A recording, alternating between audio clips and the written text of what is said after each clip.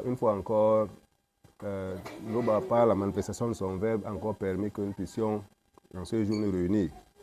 Et selon ce que le verbe a permis, nous allons avoir une exhortation dans Moutatedi, chapitre 4, du verset 20 au verset 31. Donc pour ceux qui ont leur rouleau, qu'ils aillent dans la version en carton à la page 474. 474. Voilà. Et le titre de l'exhortation, c'est Pudeur et respect d'homme. Donc si vous êtes derrière la page, on va commencer par le verset 20. Verset 20. Voilà. Je vais lire. Au verset 20, il est écrit: observe les circonstances et garde-toi du mal selon le verbe. Quand on demande d'observer, observer veut dire regarder avec attention. En parlant des circonstances, nous savons bien qu'une circonstance, c'est une situation qu'on peut rencontrer au quotidien. Et on nous recommande ici d'observer, de regarder avec attention les circonstances. Et garde-toi du mal selon le verbe. Ça veut en gros dire que malgré les circonstances que nous pouvons rencontrer au quotidien, il faut toujours avoir un regard vers le verbe. Voilà. N'aie pas honte de toi-même. N'aie pas honte de toi-même. Normalement, quand tu as honte de toi-même, ça veut dire quelque chose qui ne va pas. Parce que normalement, celui qui est dans la vérité ne devrait pas avoir honte de lui-même. Ça veut dire qu'il se repose de quelque chose. Et quand tu reposes de quelque chose, ça veut dire quelque part qu'il y a une porte d'entrée. Et quand il y a une porte d'entrée, ça veut en gros dire qu'il y a quelque chose qui va dans le sens du péché qui est en toi. Voilà pourquoi au verset 21, on dit « Car la honte est issue du péché ». La honte est issue du péché. Ça veut dire en temps normal, nous ne devons pas avoir honte. Nous ne devons pas avoir honte. Donc au verset 22, il est dit « Ne te fais pas mauvais visage à toi-même ». Ne te fais pas mauvais visage à toi-même. Ça va dans le sens où on disait tout à l'heure qu'il ne faut pas avoir honte. Hein? Sur tous les plans, hein, que ce soit sur le plan physique, que ce soit sur le plan astral ou bien sur le plan spirituel. Tu ne dois pas faire mauvais visage à toi-même. N'aie pas honte au point de tomber. Voilà, il y a des gens qui ont honte d'eux. Et ce n'est pas normal. Donc il faut être fier de qui tu es. Sur tous les plans, comme je l'ai dit tantôt. Ne t'interdis pas de parler quand il le faut. Hein? Quand il y a une occasion se présente où il faut que tu dises quelque chose, il faut le dire. Il ne faut pas te comporter comme quelqu'un qui est comme un prisonnier. Il faut t'exprimer quand il le faut. On dit bien quand il le faut. Hein? Au discours, on reconnaîtra la sagesse. Au moment où il faut que tu parles, en parlant, il faut parler selon la vérité. Voilà. Nous qui sommes dans la vérité, il ne faut pas selon la vérité. Il ne faut pas parler selon l'homme livré à lui-même. Et c'est en cela qu'en parlant, on va reconnaître la sagesse, l'instruction aux paroles de la bouche. Voilà. Au verset 25, il est dit: ne parle pas contre la vérité. Ne parle pas contre la vérité. Ne parle pas contre la vérité. C'est un danger de parler contre la vérité. Parce qu'il y a des gens qui se permettent de dire n'importe quoi. Même quand on suit les Facebook Live, que ce soit le Facebook Live, il y a des gens qui viennent dire n'importe quoi. Hein? Bon, on peut mettre cela pour certains dans le cas de l'ignorance. Mais nous qui sommes là, nous qui sommes déjà conscients, nous qui avons reçu l'appel et que nous avons répondu à l'appel et que nous savons que c'est la vérité, nous ne courons pas le risque de dire des choses contre la vérité. N'oublions pas que la vérité, c'est la parole. Voilà. Sois confus de ton ignorance. Donc, au verset 26, on dit: n'aie pas honte d'avouer tes péchés. N'aie pas honte d'avouer tes péchés. En temps normal, quand tu poses un acte qui n'est pas selon la parole, le simple fait d'avoir honte, il y a quelque chose qui ne va pas.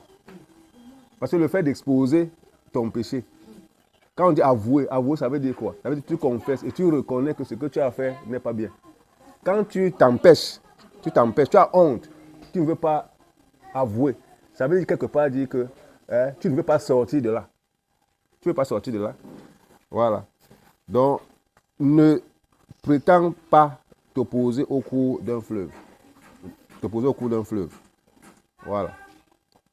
Donc, au verset suivant, le verset 27, il est dit: ne t'abaisse pas devant un insensé. Ne t'abaisse pas devant un insensé. Mais qu'est-ce qu'un insensé? Un insensé. Vous savez bien que ceux qui sont dans la vérité doivent marcher selon un sens. Et ce sens-là doit être selon la parole. Ça veut dire que quand tu ne vis pas selon les recommandations, les lois que le Verbe nous donne au quotidien, hein, tu es un insensé. Parce que tu vas dans le sens qui est contraire. Et c'est toi qui es un insensé. Et toi maintenant qui marches selon ces recommandations, selon le sens qui est orienté par le Verbe, tu ne dois pas t'abaisser devant un insensé. C'est quelque chose qui, moi, personnellement, quand j'ai lu ce passage, ça m'a interpellé dans le sens où nous marchons partout là-dehors, il y a des personnes qui ne sont pas dans la parole. Comment comprendre que toi, qui es dans la vérité, quand tu te trouves face à eux, hein, tu te comportes comme... Tu te rabaisses, tu t'abaisses. En temps normal, c'est eux qui devaient le faire. C'est eux qui devaient le faire. Compte tenu du fait que... Donc, au verset 26, on dit, n'aie pas honte d'avouer tes péchés. N'aie pas honte d'avouer tes péchés. En temps normal, quand tu poses un acte qui n'est pas selon la parole, mais le simple fait d'avoir honte, il y a quelque chose qui ne va pas. Parce que le fait d'exposer ton péché, quand on dit avouer, avouer, ça veut dire quoi? Ça veut dire que tu confesses et tu reconnais que ce que tu as fait n'est pas bien. Quand tu t'empêches, tu as honte, tu ne veux pas avouer. Ça veut dire quelque part dire que tu ne veux pas sortir de là. Tu ne veux pas sortir de là. Voilà. Donc, ne prétends pas t'opposer au cours d'un fleuve.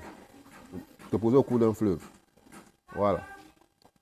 Donc, au verset suivant, le verset 27, il est dit, ne t'abaisse pas devant un insensé. Ne t'abaisse pas devant un insensé. Mais qu'est-ce qu'un insensé? Un insensé. Vous savez bien que ceux qui sont dans la vérité doivent marcher selon un sens. Et ce sens-là doit être selon la parole.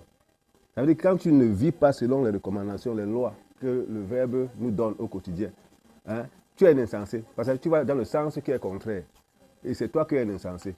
Et toi maintenant qui marches selon ces recommandations, selon le sens qui est orienté par le Verbe, tu ne dois pas t'abaisser devant un insensé.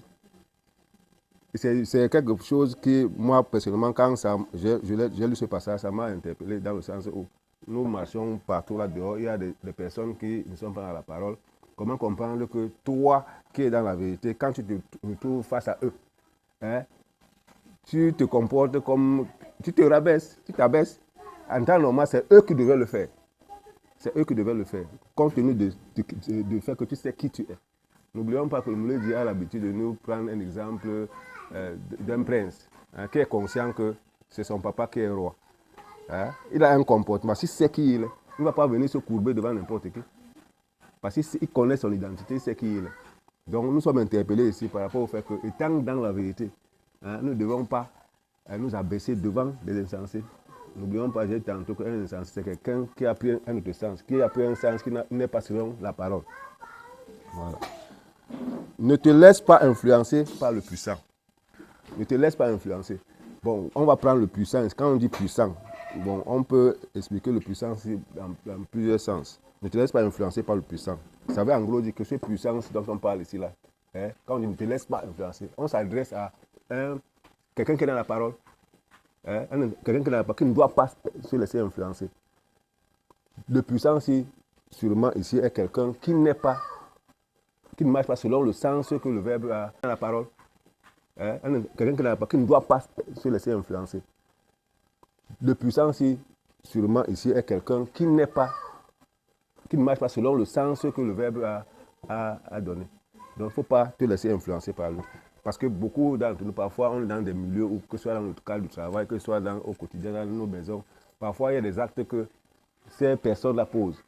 Et n'ayant pas une foi ferme, hein, aux enseignements que nous avons reçus, parfois, ça peut nous pousser à faire des choses qui soient contre la parole. Et le Verbe nous recommande ici de ne pas nous laisser influencer. Voilà. Et jusqu'à la mort, lutte pour la vérité. Jusqu'à la mort, lutte pour la vérité. Quoique le Verbe n'ait pas besoin qu'on lutte pour lui, mais quelque part, en tant que quelqu'un qui a accepté la vérité, tu ne peux pas voir qu'on est en train de dire n'importe quoi à l'endroit du Verbe. Toi, tu es là, tu dis que c'est leur problème, tu dois te défendre, tu dois lutter. Hein? Ça rentre là même dans le cadre du fait, comme on le dit même lors des dernières conférences où il disait que c'est inadmissible que quand il y a le Facebook Live, il y a des gens qui viennent dire n'importe quoi. On est là, on est indifférent, on ne répond pas. Donc il faut répondre. En répondant, tu es en train de lutter pour la vérité. Il ne faut pas te dire que non. Laissons, tu es là, tu es indifférent. Même aller liker les vidéos, même aller faire des commentaires dans le sens de montrer que, de remettre à l'ordre ceux qui viennent s'aimer le désordre. Hein. Donc le fait que tu participes, le fait que tu ailles aussi dire quelque chose, c'est une façon de lutter pour la vérité. Et on dit ensuite, et l'entité, dans le faisant, et l'entité des châtiments, chaque domaine de la nature, combattra pour toi. Combattra pour toi. Donc quand tu vas le faire, ça veut dire quand tu vas le faire, ne pense pas que tu es seul dans ce combat. Parce que n'oublions pas que ce qui alimente ces personnes qui viennent écrire n'importe quoi dans la vidéo, il y a des esprits qui les animent. Toi qui viens, donc, étant dans la vérité, tu n'es pas seul, donc tu es accompagné. Voilà. Au verset 29, il a dit, ne sois pas peureux pour parler de la vérité. Ne sois pas peureux pour parler de la vérité. Parce qu'il est inadmissible que tu sois dans la vérité, tu te trouves dans un milieu où il y a plein de non-initiés.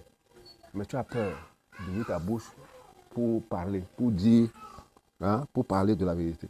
Ce n'est pas normal. Parce que peut-être tu as peur que, si je me mets à parler maintenant, je serai peut-être considéré comme, c'est pas moi quoi, je serai peut-être écarté. Donc ils vont s'éloigner de moi, ils vont me prendre comme quelqu'un d'à part, tout ceci là, ce n'est pas normal. Donc il faut dire ce que tu as dit devant eux. En fait, il faut s'imposer quand tu es au milieu d'eux, que tu es dans la vérité et l'exprimer. Hein, et l'exprimer. Il ne faut pas se cacher. Parce qu'il y a des gens, qui peuvent avoir honte, peur ou honte de dire qu'ils sont de Loba, que Loba est l'unique créateur. Devant certaines circonstances, quand c'est surtout dans certaines circonstances, compte tenu du nombre qui est autour d'eux. Il ne dit pas, il reste là, parce qu'il a peur. Quelle sera la réaction des gens qui sont autour de moi? Ils vont me prendre comment? Et ce n'est pas bon. Voilà. Ensuite, on dit, ne sois pas, au verset 30, ne sois pas comme un lion pour ta famille. Nous savons bien, un lion pour ta famille et un faiblard parmi les non-initiés.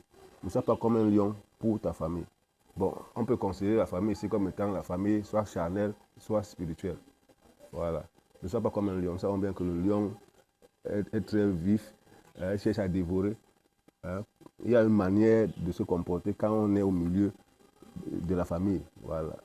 Et un faiblard parmi les non-initiés. Quand on dit un faiblard parmi les non-initiés, ça rejoint un peu ce que j'ai dit tout à l'heure. Tu es au milieu des non-initiés. Hein? Mais tu te laisses piétiner. Ça veut dire que tu te sens un petit devant eux. Tu ne t'imposes pas devant eux, mais c'est plutôt eux qui s'imposent. Hein? Ce n'est pas normal. Ce n'est pas normal. Même s'ils sont nombreux, comment? Étant donné que tu es là, on a dit au prophète Sunga que ceux qui sont avec. Le prophète Sunga a dit à son disciple que ceux qui sont avec nous sont plus nombreux que ceux qui sont avec eux. C'est pour dire que même si apparemment, physiquement là, on voit une seule personne, hein, quoi qu'ils soient nombreux physiquement, ceux qui sont avec toi sont plus nombreux, plus puissants même. Donc il n'y a pas lieu de te sentir comme un faiblard parmi les non-initiés, ni devant les blancs et les sans mêlés. Donc au dernier verset, il a dit que ta main ne soit pas ouverte pour prendre et fermée quand il s'agit de rendre. Hein? Plus, tu tends la main. Hein? Tu tends la main pour recevoir. Parce qu'il y a des gens, ils sont seulement là à tendre la main, mais eux-mêmes, ils ne font pas le contraire. Et ce n'est pas bon. Parce que ce que tu ne veux pas qu'on te fasse, ne fais pas ça aux autres. Si tu t'attends à ce qu'on doit te donner, il faut aussi penser qu'il faut aussi s'y donner. Donc voilà, en gros, de manière globale, ce que je pouvais dire, selon ce que le verbe a permis que je puisse dire concernant l'exhortation. Donc si vous avez des questions à poser, vous les posez.